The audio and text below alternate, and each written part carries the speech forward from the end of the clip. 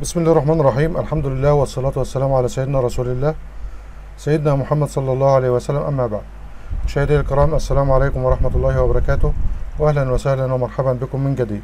ما زلنا مكملين مع حضراتكم، والفيديو الثالث في سلسلة شروحات وورد 2010 وجه عربي. اتكلمنا في الدرسين اللي فاتوا عن مقدمة بنتكلم فيها عن أسماء الأصابع ووظيفة كل أصبع على الكيبورد في صف الارتكاز والصف الأعلى والصف الأدنى. وكمان عملنا تدريب على صف الارتكاز، واتكلمنا على أسماء الأصابع. ولازم ترجعوا حضراتكم لو حابب إنك تتعلم وتتقن الكتابة على الوورد، الكتابة تاتش بدون النظر إلى الكيبورد وتكتب بإيديك الاتنين، يبقى لازم تتابع السلسلة من الأول. هسيب لحضراتكم إن شاء الله الفيديوهين السابقين أو قائمة التشغيل اللي فيها الفيديوهات أسفل هذا الفيديو في صندوق الوصف إن شاء الله، علشان اللي حابب يبدأ معانا من الأول يرجع لهم. النهاردة إن شاء الله هنتكلم عن إعدادات الصفحة، وهناخد تمرين على الصف الأعلى. طبعا خدنا صف الارتكاز، هناخد النهاردة الصف الأعلى والصف الأعلى مع صف الارتكاز. يلا بينا نبدأ على بركة الله. ولكن قبل البداية يا ريت تدعمونا بلايك وكومنت وشير علشان نقدر نكمل مع حضراتكم. اللايك مش هيفرق مع حضرتك كتير، لكن هيفرق معايا أنا علشان أقدر أستمر إن شاء الله بيكم وليكم. هنفتح البرنامج مع بعض. طبعا اتكلمنا في الفيديو اللي فات 3 طرق نقدر من خلالهم نفتح برنامج الوورد.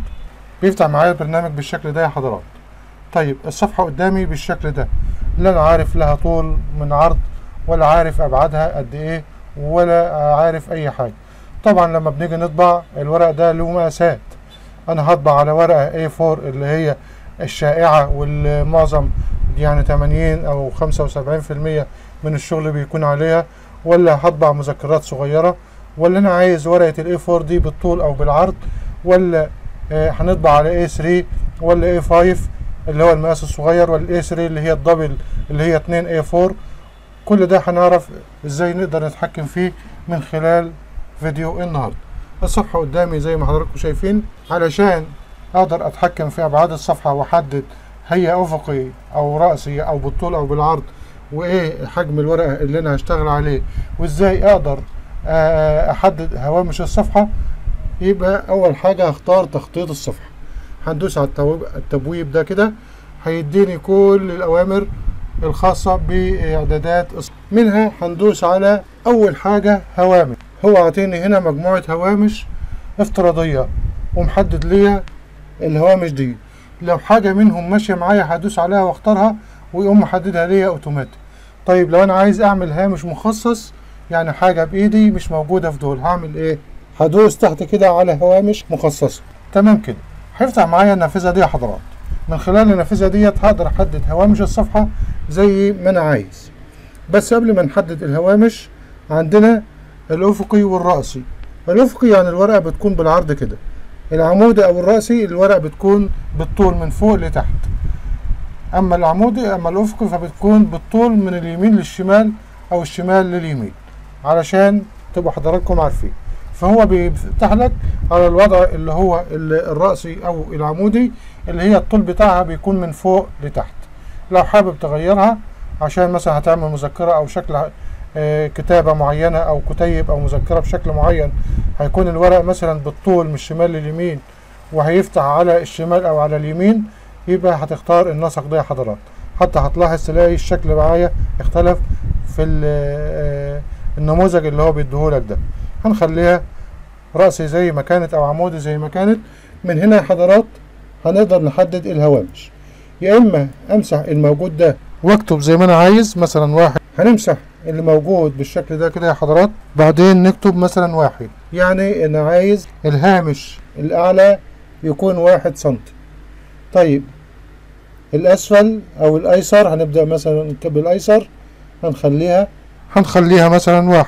عايز تخليها 2، عايز تخليها 2.5، عايز تخليها 3، زي ما تحب، ما فيش أي مشكلة.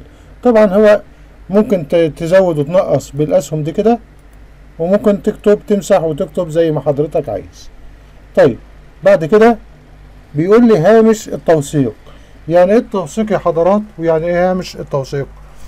انا حددت الهوامش اللي هي العادية فوق تحت شمال يمين مثلا 1 سنتي 1 سنتي 1 سنتي. اللي انا هكتبه ده هعمله كتاب، والكتاب ده مثلا كتاب عربي يعني هيتدبس من على اليمين، فانا محتاج اضيف هامش للتوثيق.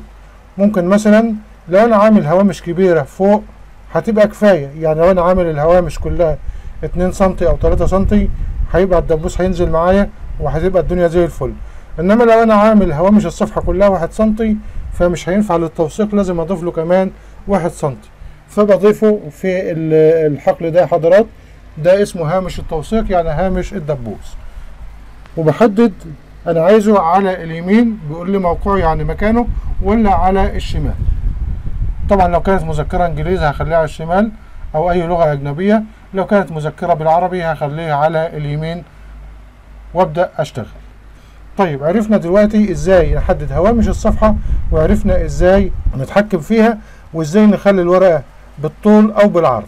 طيب نيجي بعد كده، بيقول لي صفحات متعددة. في خاصية في الطبعات الجديدة وفي خاصية في برنامج الوورد يا حضرات، لو انا عايز اطبع على الوجهين، تبص تلاقي الطبعة او المكنة تطبع وجه لما تفعل الخاصية ديت، وبتفضل ماسكة الورقة وتقوم سحبها مدخلها تاني وطبعا الوجه التاني، وتقوم مطلعها لك رميها ليك على الرف اللي بيشتال الورق. يعني بتسحبها تطلعها وش، وبتفضل ماسكاها وتقوم سحبها لجوه تاني وتطبع الوش التاني او الوجه التاني، وبعد كده تقوم مطلعاها وسايباها وتبدأ تعمل اللي بعدها حسب ما حضرتك محدد له. طيب انا مش عايز الخاصية دي دلوقتي، انا هطبع ورقة بورقة او انا هختار وجه واحد، فبنفعل الخاصية اللي احنا عايزينها. لو انا هطبع وجه ووجه فبختار عادي، لو انا هطبع الوجهين بختار كلا الوجهين اللي هي صفحات متعددة بالشكل ده يا حضرات. صفحات في كل ورقة ديت بقى حاجة تانية، اللي هي ايه يا حضرات؟ اللي هي لو انا عايز الورقة ديت اخليها تبقى ورقتين، يعني الورقة الاي 4 تبقى مقسومة ورقتين. نعملها ازاي؟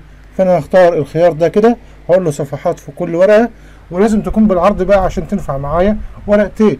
بعد كده بدوس على كنترول من الكيبورد بعد ما احفظ الاعدادات ديت. هنا في حفظ الاعدادات بيقول لك تعيين كافتراضي، وبعدين موافق، وبعدين الغاء الامر. ايه موافق وايه تعيين كافتراضي؟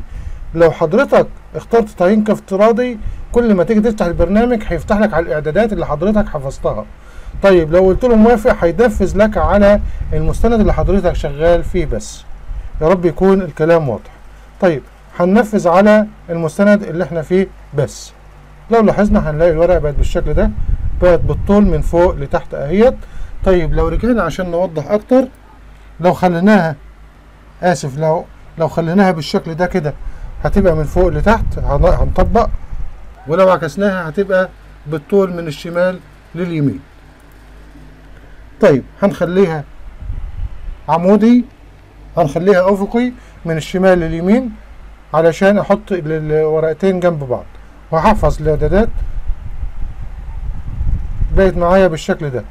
هدوس على كنترول من الكيبورد وهلف ببكرة الماوس. بص حضرتك ايه اللي هيحصل.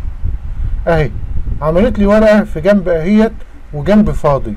طيب يعني لو انا كتبت في الورقة دي كده ومليتها للاخر، فتح لي الورقة اللي بعدها بعد ما دي خلصت، فتح لي اللي بعدها. لو طبعت دول مع بعض، كتبت دي وكتبت ديت، هيطلعوا لي الاتنين جنب بعض، واحدة على اليمين واحدة على الشمال في الورقة الاي 4 او الورقة الاي 3 اللي انا محددها. يا رب يكون الشرح واضح لغاية كده. طيب نرجع تاني. طيب انا عايز اكتب عربي، يبقى هحدد اغير اللغة من ايه؟ من انجليزي لعربي. اغيرها ازاي؟ من الت وشيفت من الكيبورد هيبدأ يغيرها لي، او هدوس الت وشيفت، او هختار من تحت كده اللغة واحدد اللغة بالشكل ده يا حضرات. طيب انا اخترت اللغة عربي والمؤشر ما زال على الشمال، هعمل ايه بقى يا حضرات؟ بص معايا هنا كده، واحنا في التبويب الرئيسي اللي هو الصفحة الرئيسية ده يا حضرات، هنيجي هنا هنلاقي المؤشر ده على ثالث علامة من على اليمين في العلامات الأربعة دول. كل ما في الأمر إن أنا هنقله على اليمين كده. بص المؤشر اتنقل معايا هنا، بعد ما كان على الشمال بقى على اليمين اهي. لو رجعناه تاني على الشمال هيبدأ على الشمال. لو أنا عايز أكتب في النص هنقله في تاني واحدة هيبقى في النص. طيب تمام كده، تمام كده. هنكبر الخط بالشكل ده كده. هنكتب مثلا في نص السطر بسم الله الرحمن الرحيم. طبعا زي ما بنصح حضراتكم كل مرة، لازم الجلسة المعتدلة، ولازم الاستعداد وضبط الجلسة علشان الأكتاف واليدين وطريقة الكتابة تكون مريحة. باكد كل مرة على الحاجات ديت، ولازم تبص على الشاشة، ما تبصش على الكيبورد. نيجي لتاني حاجة معانا في الفيديو بتاع النهاردة، وهي التمرين. هيبقى تمرين إن شاء الله على صف الارتكاز مع الصف الأعلى لصف الارتكاز. هو عبارة عن مجموعة كلمات حضرتك هتكتبها صفحة أو صفحتين علشان إيدك تاخد عليها تتحرك في الصفين مع بعض.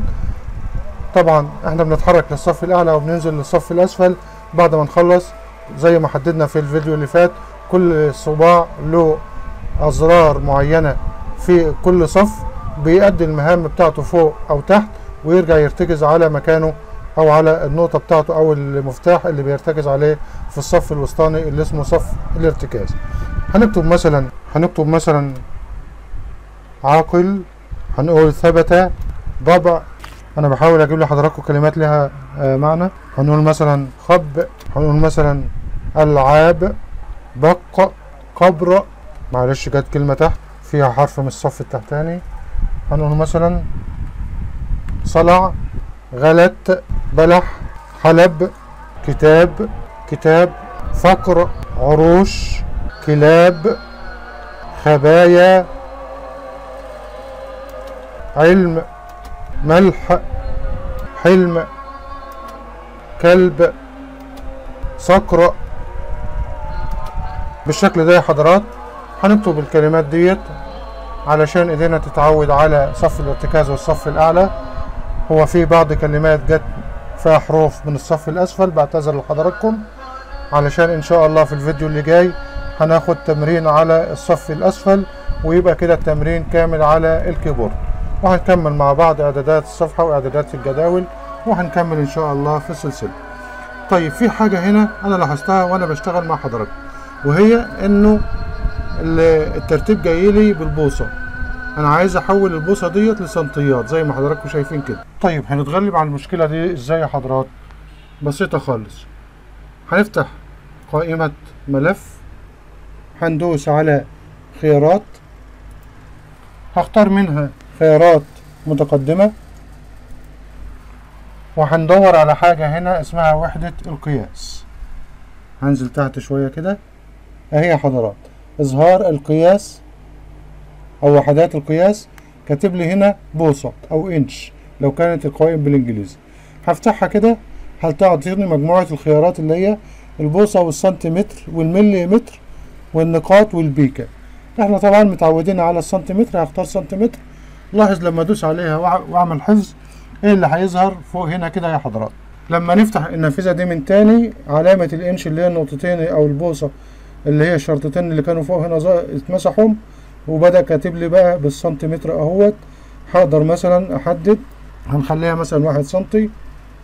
بعد كده هشوف الهوامش ديت هتتلاقيها بقى ترحل الصغيرة كده، وبقت لغاية هنا كده بس. وهنا مثلا هختار 1 سنتي، وهنا كمان 1 سنتي، وهنا كمان 1 سنتي، وهامش التوثيق 0 هخليها كده اهو. لو تلاحظ حضرتك الهامش بقى صغير اهوت، وبقى 1 سنتي زي ما انا حددت له. تمام كده. يبقى بالشكل ديت نقدر نحدد وحدة القياس عندنا سواء بالسنتيمتر او المليمتر او البوصة زي ما عرفنا من القائمة دي حضرات. وبكده نكون وصلنا لنهاية الفيديو. اتمنى يكون الفيديو عجبكم. لو عجبك الفيديو ادعمنا بلايك، ولو اول مرة تشوف القناة اشترك عشان يوصلك كل جديد. اشكركم والسلام عليكم ورحمة الله وبركاته.